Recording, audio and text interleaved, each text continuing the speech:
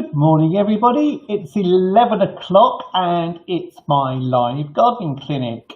I'm just going to allow a few people to start following. I can already see that people are already joining, which is absolutely wonderful. I will just sort of hang off just to sort of give a recap of what we're going to be doing and talking about today. I've got all of your gardening queries. For those of you who don't know me, I'm Mark Lane. I'm a TV gardening presenter. I'm also a published author. My new book, Royal Gardens of the World, is coming out in September, at the end of September 24th of this year.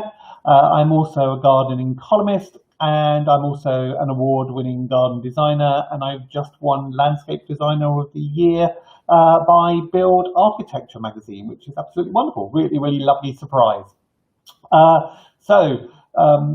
To sort of start off, it is the 4th of July, so happy 4th of July to all my lovely gardening companions in America and all my followers from America.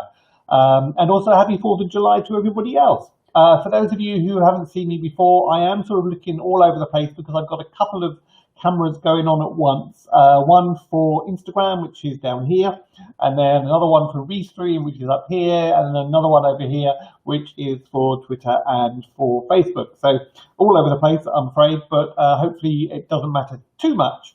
Hello, very lovely to see you. Wayne Wilkinson, hello. Layla Jones, Garden Design. Jackie Wilkin, hello, lovely to see you as well. So what are we going to be talking about today? Well, today we are going to be looking at strawberry plant runners, strawberries growing in hanging baskets. We are also going to be looking at sort of general rules for transplanting shrubs, a holly tree that won't die, shrubs for a coastal garden that will look good now in July, plants for a Mediterranean garden, how to deter rabbits, what to sow in July, and what is best to propagate in July. So quite a lot to get through, but hopefully we will get through all of them. So the first question, which was from Kathleen, and she asks, my strawberry plants in hanging baskets are now producing what I think are runners. Do I chop them off now and pot them up to make plants for next year? Well, Kathleen sent me some photographs through, and they are runners.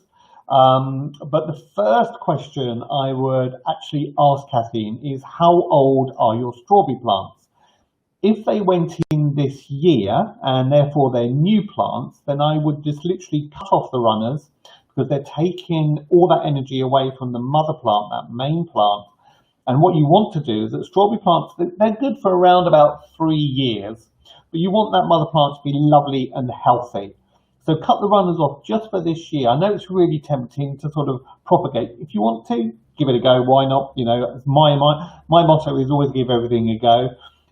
But sort of good practice is really you want that mother plant to be really good and strong, so that from year 2 and year 3 onwards, you're going to get more runners, which means you can get more free plants. So cut them off. If not, then you can do exactly what you need to do to propagate them. Now, you may have sort of asked yourself exactly what are strawberry runners.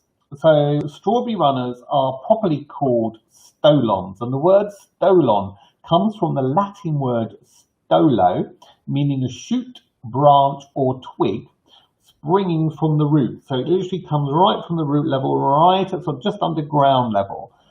And stolons are produced by virtually all June-bearing strawberry plants and most everbearers. And by definition, stolons are horizontal connections between organisms, and they can arise from the organism or its skeleton. Strawberry plants produce runners, so these stolons are horizontal stems that run above the ground and produce a new clone plant at nodes spaced at varying intervals.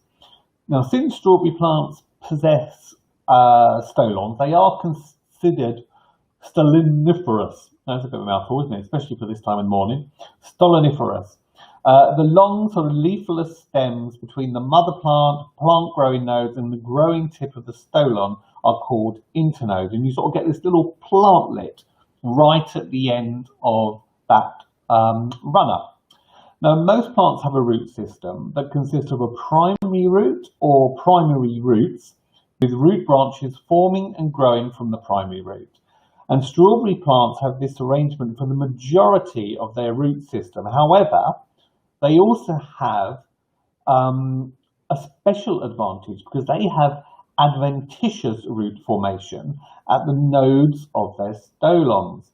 And adventitious roots manifest away from the primary roots of that mother plant, originating instead from the stem, i.e. that little stolon, and branches, leaves, or old woody roots. As the name implies, this gives certain plants somewhat of an advantage over other plants.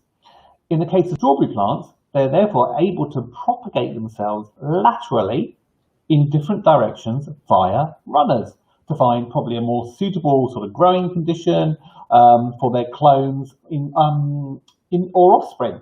And this allows them to find either better soil or areas sometimes just for better sunlight. So they will naturally do this. And that's what's so fascinating about them. Now, as the strawberry plant runners are sent out, the nodes will develop these adventitious roots and they'll send them downwards, and then they will establish the new clone plant once contact with soil is made. And once established, the internodal runners will sort of dry, shrivel, turn a bit brown, and eventually will separate, leaving two independent plants, the original and the clone. And these special roots make it really easy to start growing strawberry plants from a runner. So what I would recommend, Kathleen, because you're growing yours in a hanging basket, is from next year, lower your hanging basket so that you can then take these runners, leave them still attached to the main mother plant, fill a little sort of 9 or 10 centimetre pot with multi-purpose peat-free compost, and then lay that little runner with that little plantlet, place that onto the soil, and then with a paper clip or a little bit of metal twine, sort of make a little hook, and then pin down that little plantlet. The whole idea is that that little plantlet, and that's a little bit of that runner where it meets that plantlet, must have contact with the soil. And then what will happen is then that little plantlet will start to grow roots downwards. And then once you see roots at the bottom of your pot, then you can cut off that runner, and then you've got your free plant. And that's wonderful, isn't it? It's really, really lovely. And that's what I love about gardening, is that you can get all these wonderful free plants. And strawberries are really good for it. So Kathleen, it's really easy to do. If you want to try it this year, then give it a go. But if you want sort of a nice big sort of bumper harvest from your strawberry plant, from that mother plant, then look after that mother plant for this year. Let it grow, look after it over the winter time, let it grow for next year, and then from next year when you start to see your runners, you lower your hanging basket, fill your little pots up, then you can start pinning down your runners. And you can get sort of 6, maybe up to 6, sometimes even 7 or 8 runners sometimes off a strawberry plant. So that's 6 to 8 free plants. But even if you just get one runner, you know, that's still one free plant, and then you can put it somewhere else, and then that way you can sort of almost stagger your strawberry plants because they're all going to be sort of producing all at different times, which is even better.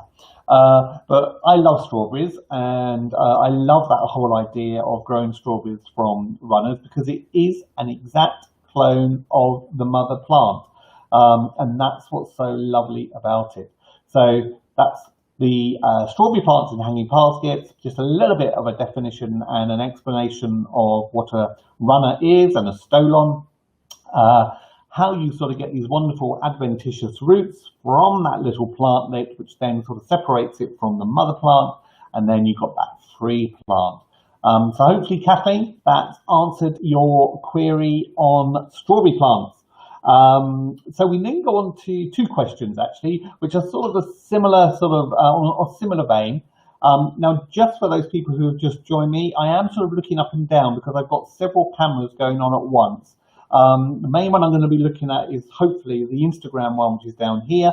but I do have other cameras going on, so please, if I'm sort of flicking my head all over the place, please bear with me. If it really frustrates you, just listen to me audibly.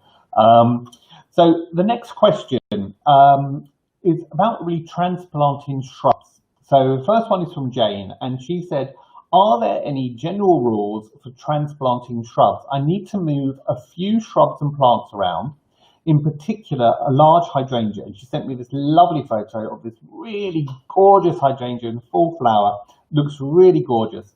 And she said it was there 5 years ago when they moved in. And they've actually planned the whole garden around this one shrub. But they've decided now that it's time to move that shrub because they want to sort of redo the garden a little bit. I then also had a question from Donna, and she said that she's got a holly tree that refuses to die. And she says, originally they cut it down to the ground, but it grew again, so it's now a keeper. It's wedged between the chicken coop and a fence. It's about 50 centimetres tall and about 50 centimetres wide.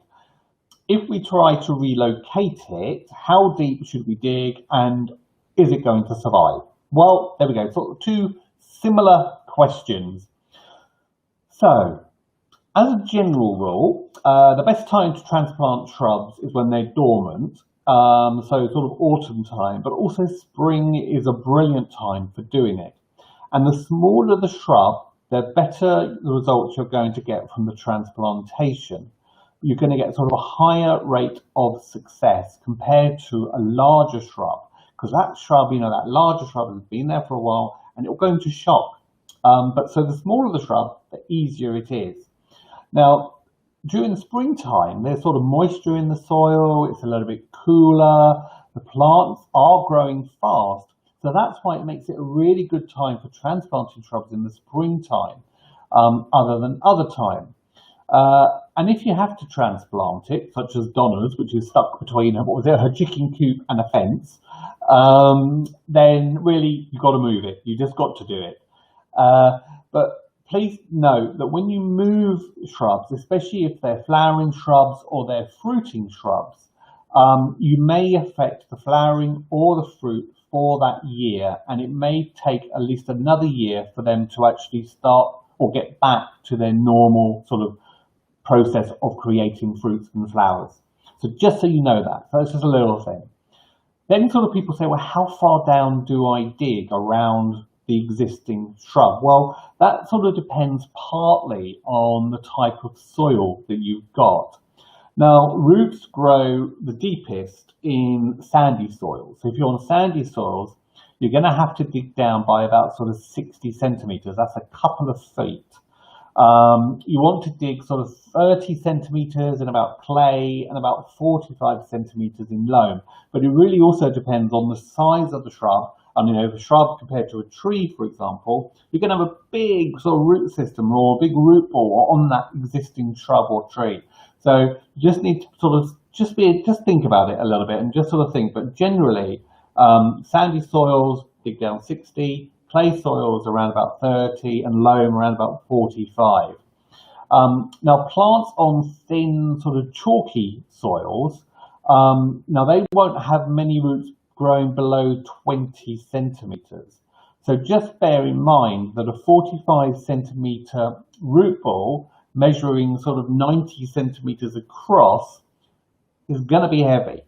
So I would always recommend that whenever you're going to move a shrub, if you can, try and get someone to come and help you, because it's going to be a task and a half to just do it. Small shrubs, probably you might manage it, probably be okay, but for a larger shrub, especially the hydrangea that Jane showed me in her photograph, you might need 2 people. So the basic steps, there are about 14 basic steps. The first one, before you think about digging up your other one, dig your hole that it's going to go into. Get that hole ready, because you don't want to be leaving that poor little transplanted shrub sitting sort of on the border or on the lawn, sort of just sitting there doing absolutely nothing. And you want to get it back into the soil as quickly as possible. So dig that new hole first. You want to make the hole ideally twice as big as the root system, and sort of just loosen up the soil in the bottom, maybe add in some homemade garden compost, but don't over enrich that soil. You just want to backfill it eventually with that existing soil that you just took out. But just by adding in a little bit of homemade compost is going to help. So that's step one. Prepare your new hole first of all. Then I would suggest that, depending upon the size of the shrub, give it a prune. Prune it by about a third, because what you're going to be doing there is reducing the weight, but also you're actually reducing the structure, that sort of the branches and the leaf structure, which means that when you come to transplant it, the energy is actually going to go into the root formation rather than into the leaf or the branches. And that's what you want, because you want those roots to eventually get into that new soil and start to grow away really, really quickly. Then you need to start digging deeply, and you need to be wide, sort of away from the shrub, and you want to go all the way around that shrub. So start sort of getting your spade in there, start digging all the way around, get as much as you can possibly think of with regards to that root ball. The more roots you can save, the better the transplantation, i.e. it's not going to go into shock. So the more you can actually get, the better. Then the bigger the plant, obviously the wider and the deeper you're going to have to go. So just go back to what I was saying earlier, you know, sandy soil 60 centimeters, clay 30, loam 45, chalky soils about 20 centimeters. You want to get as much of that root, and also some shrubs and trees also have a really long taproot, and you want to get as much of that taproot as you possibly can. You don't really want to go snapping that off. So you want to take as much of the root system, but you also want to take as much of the soil with those roots as well. Don't be tempted to shake off all that excess soil, because if you break off all that excess soil, you can quite easily break off the roots as well, and you don't want to do that. So this is why two people are really, really handy, because that way if you've got a heavy root ball, you can manage to do it between the two of you. Then what I would suggest you do is, then once you sort of lifted that sort of shrub out of its hole with as much of the soil and as much of the roots as you possibly can, you then take it straight away and put it into your hole. Now, I should have mentioned a little bit beforehand, and I apologize. Once you've dug that new hole right at the beginning, I would give it a really good soaking as well, and let the water really drain away first of all, just so that you've got moisture in the soil. But that's why spraying is sometimes good, because the soil normally does have some moisture in it. But drain it, let it water, and then drain it. So by the time you come to transplant your new shrub, or your existing shrub, into your new hole, it's going to be lovely and moist in there. You want to then make sure that you face your shrub, because just like all of us, we have a side and a bad side trees. So just turn it around, and when you get that lovely looking face, you can normally tell, have that facing you. That's what you want to be looking at. You don't want to be looking at the flat side or the ugly side. That's what you just need to do. And then start to fill in with all that existing compost that's around, and you want to have it at exactly the same level as it was in the original hole. And that's really important. Don't go any deeper. Have it at exactly the same depth as it was when it was in that original hole. And also, when you're backfilling, ensure that the shrub is upright. And that's again where two people are really handy. While one person is backfilling, the other person can be holding that shrub nice and firm and upright. And that's really, really important.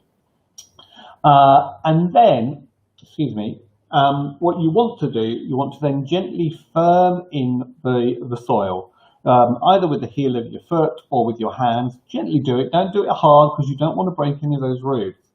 And then give it a really, really good, thorough soaking. And you're going to need to keep that shrub in its new hole really sort of lovely and moist for 3 to 4 weeks.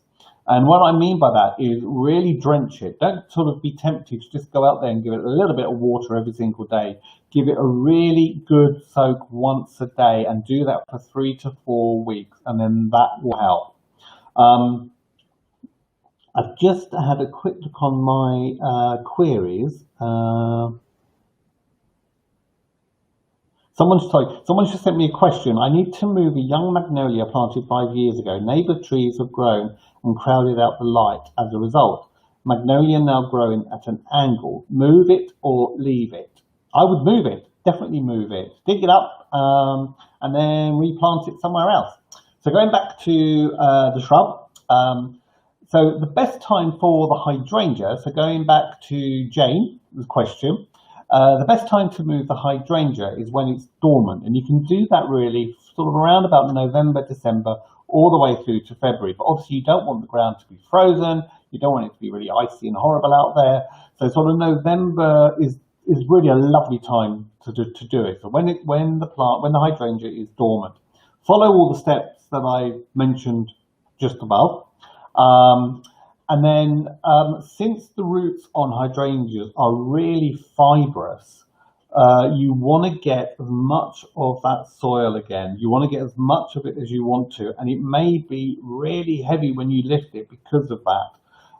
So again, you know, that's where you need sort of those extra sort of hands just to give you a help. Now, water them again deeply once. And that might be all you're going to need. If you're going to be doing your hydrangea, transplanting it in November, if you water it just once, we're going to get rain in throughout the winter and early spring anyway. So just give it a really good soak once, and it will bounce back come the spring, and you'll start seeing the new shoots. Once it starts shooting, then you're going to need to water it and make sure that that soil stays moist. So hopefully, Jane and Donna, that's answered the queries on transplanting, general basic rules for transplanting a shrub, and in particular Jane's hydrangea, which is a gorgeous hydrangea in a photograph that she sent me, do exactly the same again. And then with Donna's holly, which is 50 centimetres by 50 centimetres, dig it up, take it out and move it, but just get as much of the root balls as you possibly can, and then that way you're going to get your lovely plant and it will survive for next year. So I just want to quickly go back to that question. So they said that they've got this 5-year-old magnolia and it's sort of growing at a bit of an angle now because of their neighbouring trees, shrubs and trees from next door. And they are asking, should they move it or leave it? I would dig it up, but I again would do it when it's dormant. So don't do it sort of when the plant is in lovely flower or really green.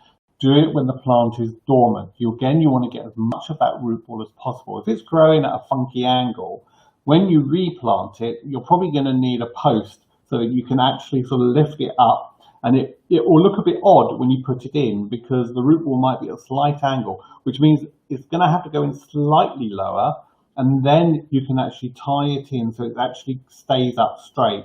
And then again, just keep that soil moist, keep it sort of looking really, really good for over the dormant period, and then come the next spring, you'll have your lovely magnolia tree. So a little extra one there, just squeezed in. So we're then going on for a question from Darren, and he says, we live right on the coast and want to plant some shrubs. Can you recommend some shrubs for a part shady garden by the sea, which are going to look good in July? Okay, so coastal garden, partly shady, looking good now in July. There are several that you can actually go for, Darren. So a lovely one is Cotinus. I love Cotinus. There are different varieties and forms out there now, but I love Cotinus Royal Purple. It's one of those plants which really, it shows off other plants in the garden. It has this really sort of deep red purple leaf, and when it's backlit by the sun, it's absolutely stunning. It really, really is a gorgeous shrub. And then in July and August time, it sends up these really sort of fluffy plumes of purplish pink flowers, which gives it its other name of the smoke bush, because it looks like it's got lots of smoke all over it. And it is a really lovely shrub to grow. It will look brilliant sort of July, August time. And of course that purple leaf is going to look lovely against sort of green leaves, against other flowering colours, such as white in particular. Against that would be stunning. Even sort of warmer tones of oranges and yellows would look really nice.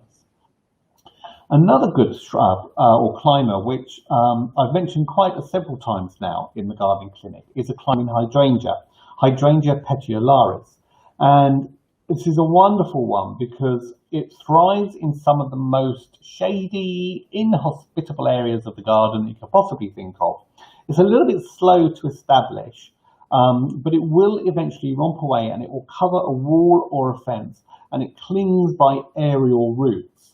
And it also has this sort of heart-shaped dark green leaves that turn sort of buttery yellow in the autumn time. And then they have these masses of showy, lacy white flower heads that appear late spring and early summer. So they'll still be in flower in July time. So if you want a climber for a shady garden by the coast that's going to still look good in July, Hydrangea petiolaris, really, really good climbing hydrangea. If you want sort of a nice shot of colour, then what about a fuchsia? Now, I've got to admit it, I'm not a fan of fuchsias, and I don't know why, I don't like them. But there is a lovely one called Fuchsia ricketonii, and it's a hardy fuchsia, so you don't have to worry about it. It has these small, single, scarlet and dark purple flowers that just sort of dangle from these lovely arching stems, and they will flower for a long time, all the way from June all the way through to October. So it's a really good one. And it also has really lovely sort of bronzy, dark green leaves. It is actually a really stunning fuchsia, even though I don't like fuchsias. Now, in frost-free areas, this is upright growing. This hardy fuchsia really does make a lovely, long-flowering, informal hedge. So you can even use it as a hedge as well as a specimen plant. So, you know, you can get two uses out of this wonderful fuchsia. If you want a little bit of neighbour envy, i.e., you know, you're going to grow something that your neighbours aren't, and they're going to be going, ooh, I wonder what you're growing over there. Then there's a lovely plant called Lophomyrtus, and there's a form called Magic Dragon, and this is absolutely stunning. It's an evergreen shrub, and it has colourful foliage that has sort of oval leaves, and it's sort of burgundy, cream and pink, and it really is the most striking shrub you can possibly think. It will look brilliant in containers, but it will also look lovely at the front of a border. And then once it's mature, you get these small white flowers which have a delicate scent, and they appear from early summertime. So now they'll have this lovely sort of delicious scent, but once established. So if you want that little bit of a different type of plant, Lophomyrtus Magic Dragon. It is a lovely shrub. Really look at it. It's a really good one. Hebes, or the shrubby veronica, are brilliant because you can get them in different sizes, different colours, flowering colours, from whites through to pinks, through to all the way through to sort of dark purples. Absolutely lovely. And there's a new one out called Rhubarb and Custard, and it has sort of grey, green and cream foliage. And then in the springtime, you get these raspberry, in the springtime, the leaves turn this sort of raspberry pink flush colour. And then when the temperature starts to warm, once the temperature drops in the winter time, so I'm getting my months all mixed up. Once the temperature drops in the winter time, it takes on a pink flush once again. And this is a lovely bushy evergreen. It forms a nice sort of compact, sort of rounded shrub. And then it's topped in summer with sprays of purple flowers. It really is a lovely Hebe. It's really eye-catching, great for the front of the border, great for pots again. Only gets to about 60 centimetres by 60 centimetres, so it's a really good, manageable shrub. and that's the shrubby veronica, or the hebe, and in particular rhubarb and custard. If you like your roses, again, coastal, July flowering, part shady. Rosa rugosa is a really good shrub to go with, and I love Rosa rugosa alba. So if you're in that shady sort of part, white flowers are absolutely perfect because the white will really sing out in the shade. It's otherwise known as the white Japanese rose, and it has masses of fragrant, single, yellow-centered white flowers, and it flowers all the way from July through to September. It's a really good doer, and it's also followed by large red to orange rose hips. So again, perfect because it's going to be great for wildlife. It is a vigorous species rose, so it's really good to be used as like an informal flowering hedge rather than sort of a standalone specimen plant. But it will, as I say, it's brilliant for a wildlife garden. You also got this lovely leathery dark green leaf on it, again, which turns buttery yellowy gold in autumn. So you get all these different colours going on with this rose. It really is stunning, but it is vigorous. So use it as an informal hedge. So hopefully that's answered your question, Darren. There's a few shrubs there which will give you interest in your coastal garden for July time.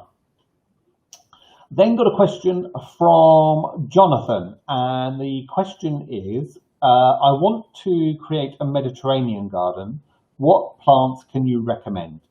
Okay, so there are several here, and actually I've used a few of these in some new borders that I put in down our driveway. We took out 2 large hedges down our driveway, and we've created 2 new borders, and because this area gets a lot of sun, it's in full sun all day. It's really, really parched. The soil gets very, very dry very, very quickly. Therefore, I needed to think about plants that are obviously going to cope with sort of dry, arid conditions. And the same goes for a Mediterranean garden. So the first one, which I chose, and which will be great for you, Jonathan, is an Achillea, or the yarrow.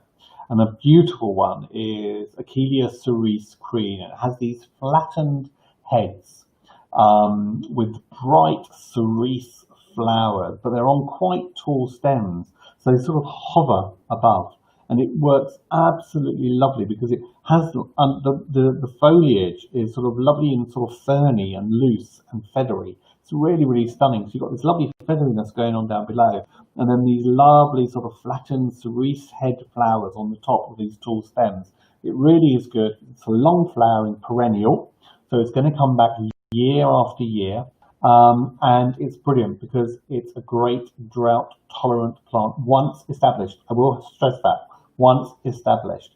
So it's going to work great in a sunny location, and it looks brilliant when it's sort of mixed up with ornamental grasses, and it also makes a really lovely cut flower. So there's the first plant I would recommend, Jonathan.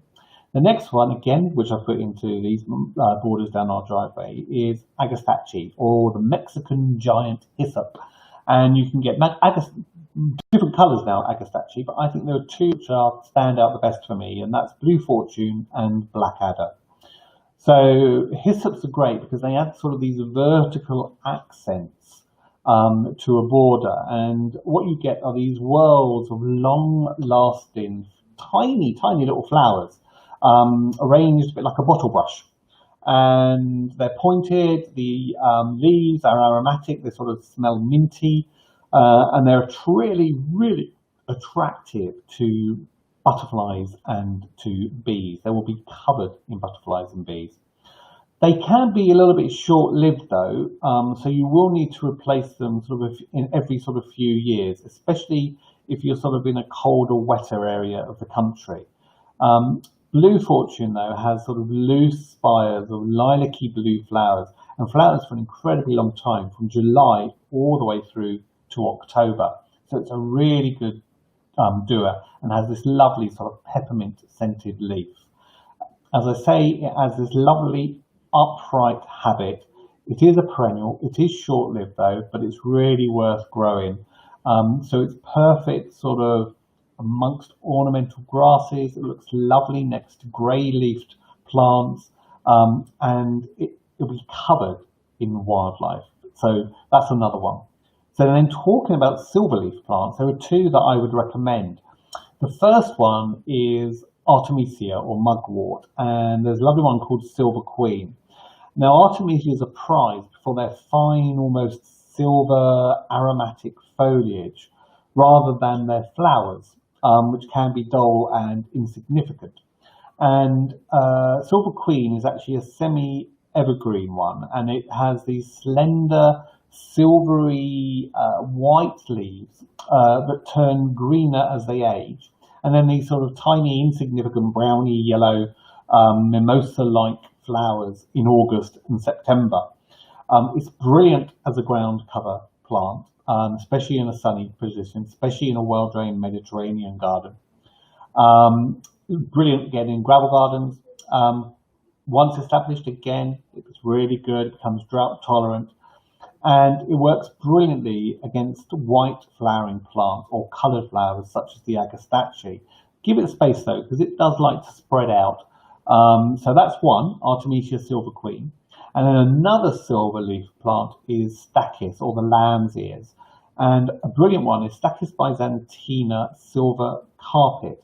And what you get with this, you get these rosettes of these gorgeous sort of silvery grey-white leaves, which are great at suppressing weeds because they just literally carpet the whole of the soil for most of the year.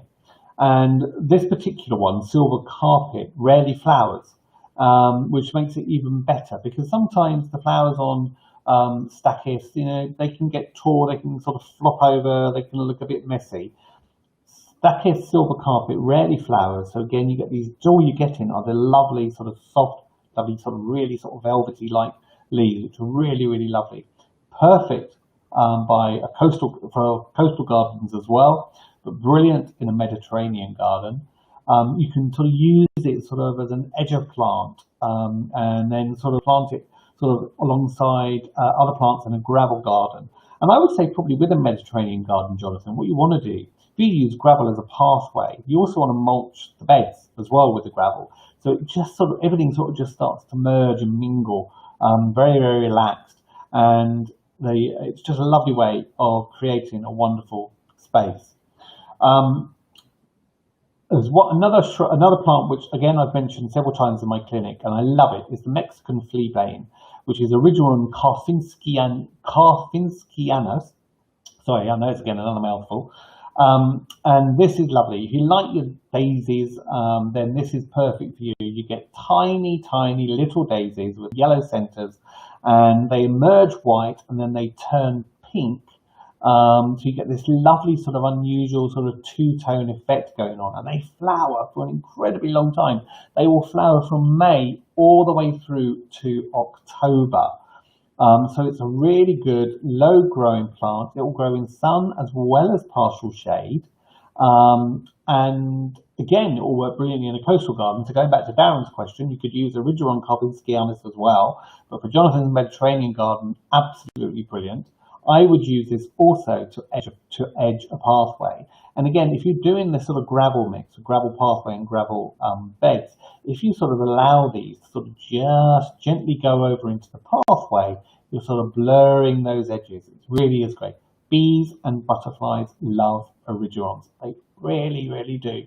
So it's a great addition to a wildlife garden. Going on from your daisies, there's a really lovely daisy bush called Olearia harstii, and this will flower in July and August, and it's an evergreen shrub, and you get smothered with clusters of white daisy-like flowers with yellow centers, and the leaves have this sort of glaucous, glossy sort of tone going on, which makes it really brilliant for Mediterranean planting, with especially those sort of silvery leaves. It really ties in really, really lovely. It makes a fabulous informal hedge as well. So it's great as a windbreak. But I think the thing that I love about it is that you can use it just as a lovely standalone specimen shrub as well. And it will get covered in these lovely daisy flowers. Again, Darren, it'll work perfectly in a coastal garden as well. because it stands up really well to strong winds. But Olearia, or the daisy bush, is a really good one. Another one for you, Jonathan, I would say is Perovskia. Now, I love Perovskias. I've got them in my blue and yellow borders. And there's a great one called Little Spire. It's otherwise known as the Russian sage.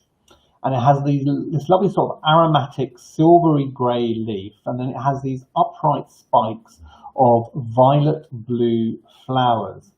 And it really is a wonderful sort of addition to a late summer border, especially if you grow it with ornamental grasses, other silverleaf plants like the Artemisia or the Stachys. It's a deciduous shrub, and it will make a real impact, especially if you sort of line a pathway with it. Really, really great instead of using something like lavender. It gets a little bit taller than lavender, but it's really lovely. All you need to do is trim it back as well once it's flowered. Perovskia Little Spire, or the Russian sage, really is gorgeous.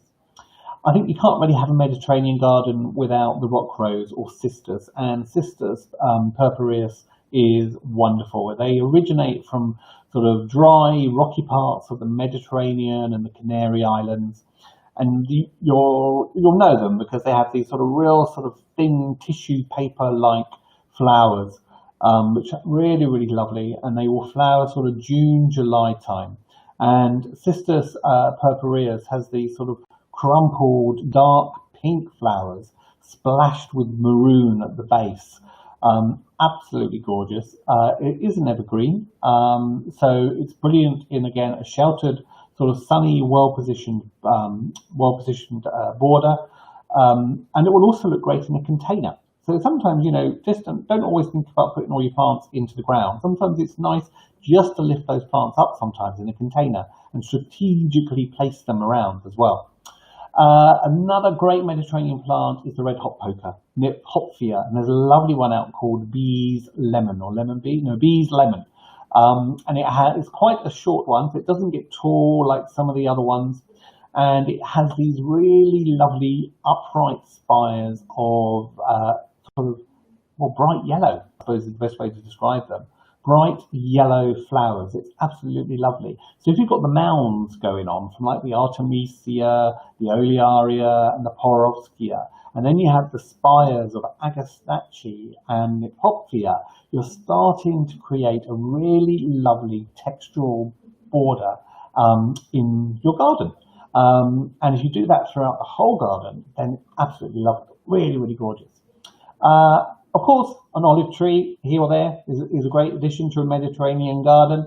They're always really good to put in. But what about growing something not everyone knows, which is Teucrium, or the hedge germander? Now, this was grown sort of in Tudor times as a hedging plant, and it's lovely. It's perfect for lining a pathway or for fronting a border.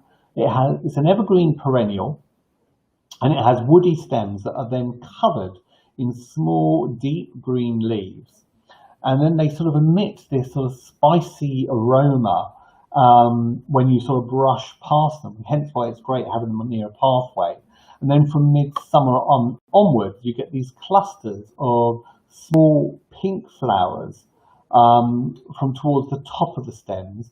And then each one of those flowers has a prominent lip. Really, really gorgeous little evergreen perennial. Highly recommend it. It's really lovely. And if you like that sort of spicy aroma to add to your Mediterranean garden, then I would go for Teucrium. So there we are, Jonathan. Quite a few are mentioned there. So we are mentioned Achillea cerise queen, Agastache blue fortune, Artemisia silver queen, Stachys byzantina silver carpet, Origeron carpinskianus, Olearia, Perovskia little spire, Cistus purpureus, Hopfia Bee's lemon, an olive tree, and Teucrium. So there we are. Create your Mediterranean garden, sit out there and enjoy it, Jonathan. A little bit dull, I know, today, so it's not exactly going to get the Mediterranean vibe today, but with the weather we have been having, absolutely stunning. So I then got a question from Sue Marie. We moved to our house last year and have developed our garden, but this year all of the plants that we put in last year have been eaten by rabbits. How can we stop the rabbits from eating our beloved plants? Well, all I can say, Sue Marie, is we've had exactly the same problem here. When we moved here, we didn't know that we had lots of rabbits, but stupidly, we back onto fields and a little woodland, and there are bunnies galore, and they are the bane of my life, I have to admit.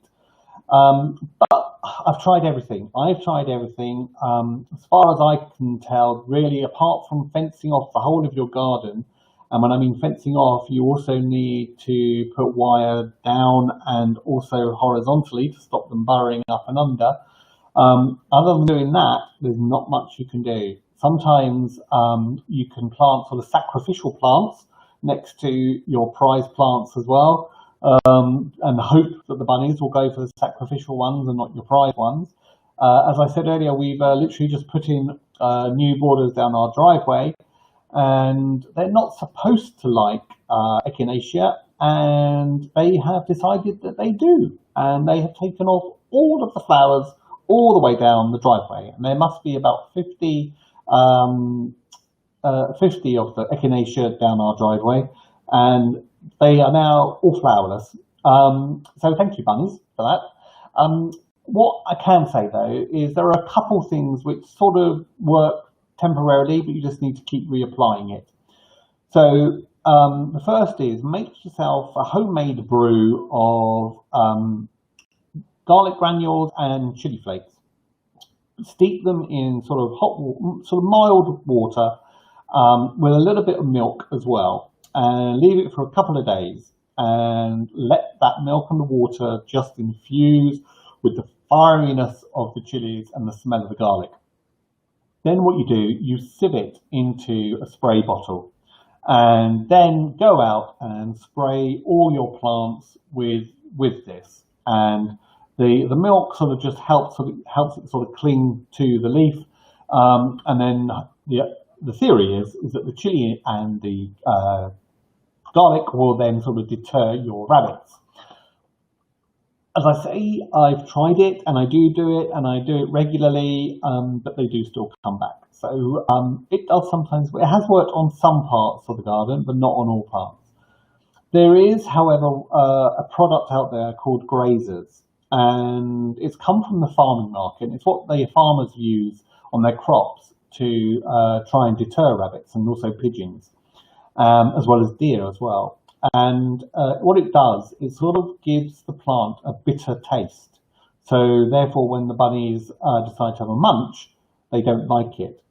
And all I'm going to do here, I'm going to actually read from Grazer's own website, just to give you an idea of what it is.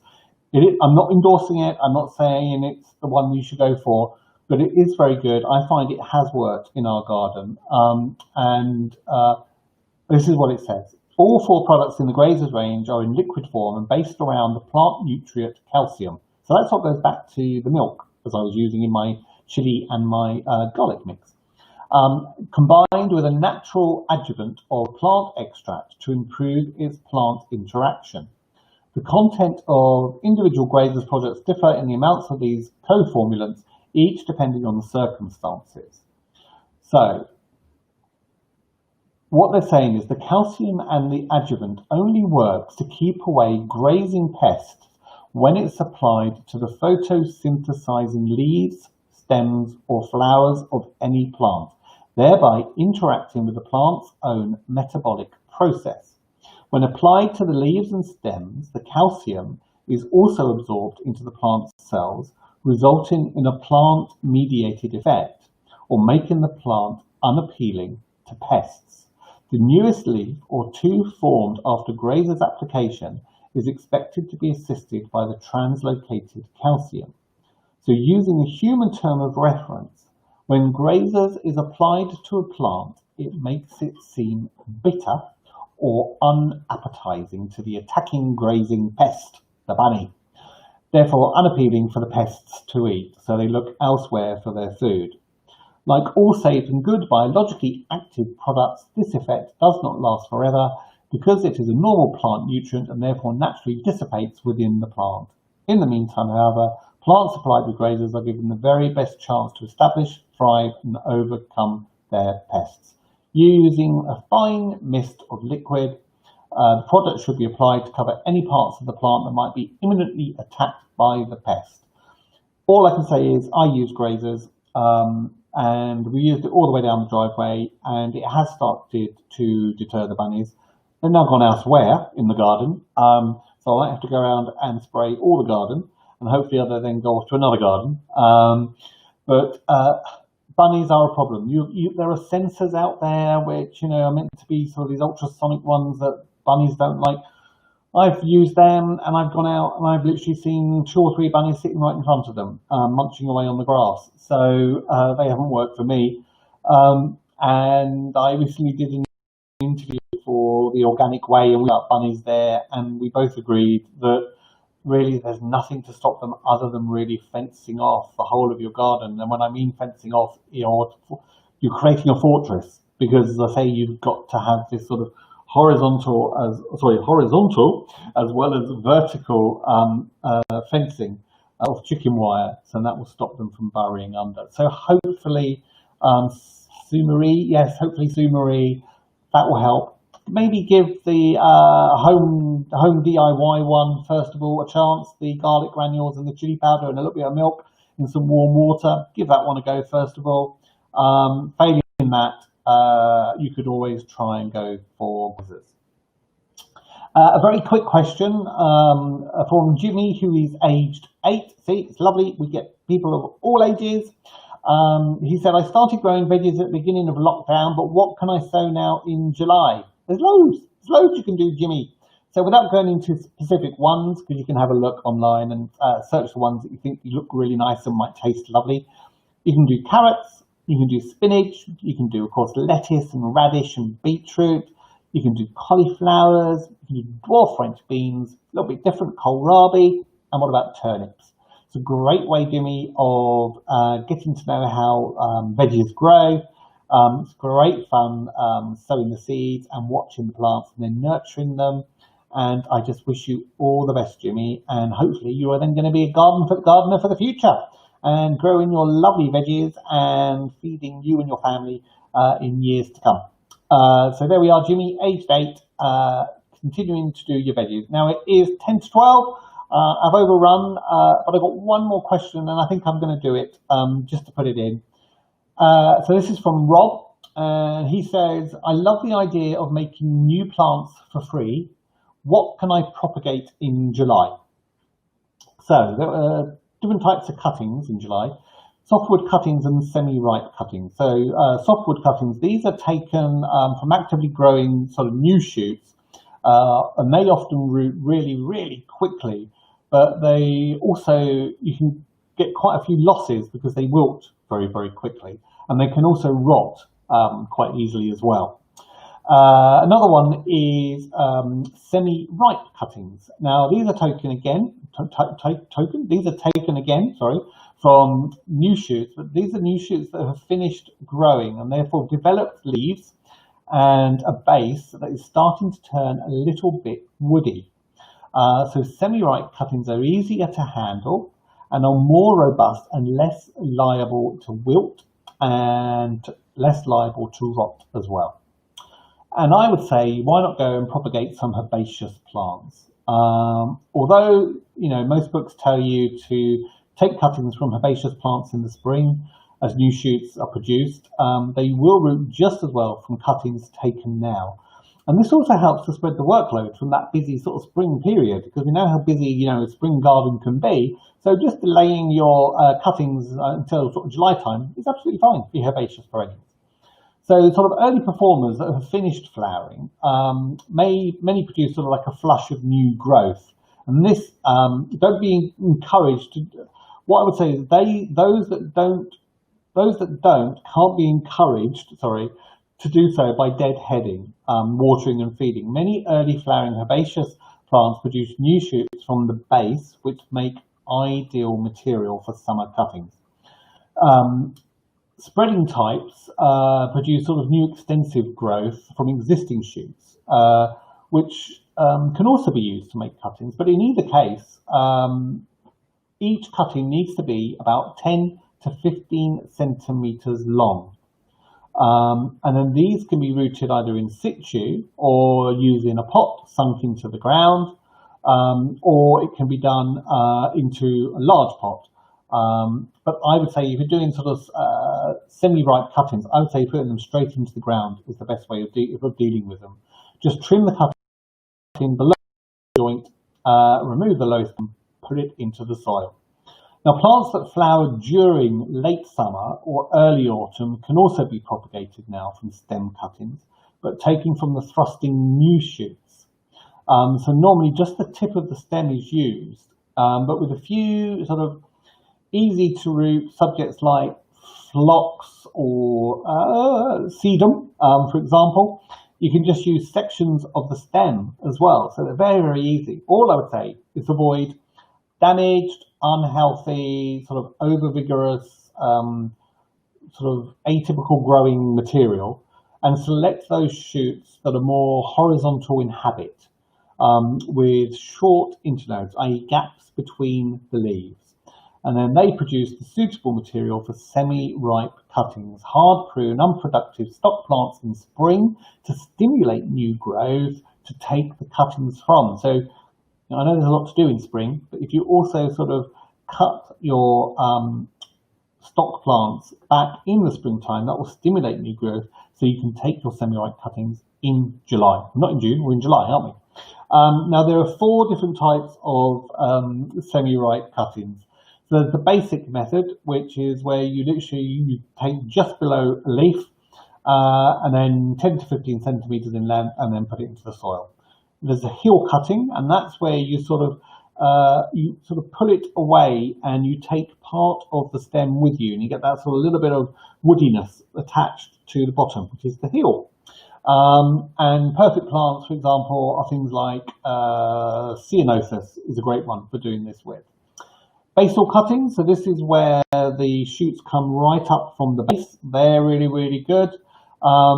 You just sort of take them down as low as you possibly can, cut below a leaf, remove the lower leaves, and then put it into the soil.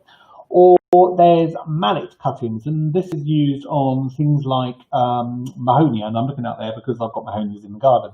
And then this is where each leaf is planted as a cutting, burying it with a piece of stem attached.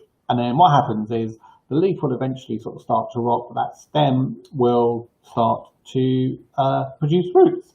And that's really it, and that's all you need to do. And all I would say is ensure that the compost remains moist once you've taken your cutting and put it in, until the cuttings are well rooted. And you can tell because you'll start to see sort of new shoots forming on your cuttings as well. Remove any dead or diseased cuttings that are in your sort of, you do a line of them, that makes them really easy. Also, cuttings in outdoor beds and cold frames, remove any sort of fallen leaves around from the base of them as well. And then sort of cuttings that you've taken indoors and done in a greenhouse or propagator, they'll obviously need hardening off. And you'll need to harden them off for about 2 to 3 weeks before planting them on or planting. So, you know, very, very easy to do. It's a great way, again, of making free plants for your garden. So there we are. So that is exactly an hour. There we are, an hour gone already, and another gardening clinic gone on. So that's the 4th of July gardening clinic. Again, happy 4th of July to everybody out there. So just to recap, we looked at strawberry plant runners. We looked at transplanting shrubs, i.e. what are the general rules, a holly tree that won't die, shrubs for a coastal garden that will look good now, i.e. in July, plants for a Mediterranean garden, how to deter rabbits, what to sow in July, and what to propagate in July. So a really lovely mixed bag we had this week. So again, thank you to absolutely everybody who sent me your questions and queries. Thank you to everybody who's joined the clinic. Have a lovely weekend, everybody. Keep safe, keep well, enjoy your gardens, and I will see you next week at 11 a.m. So goodbye, everybody. Bye bye.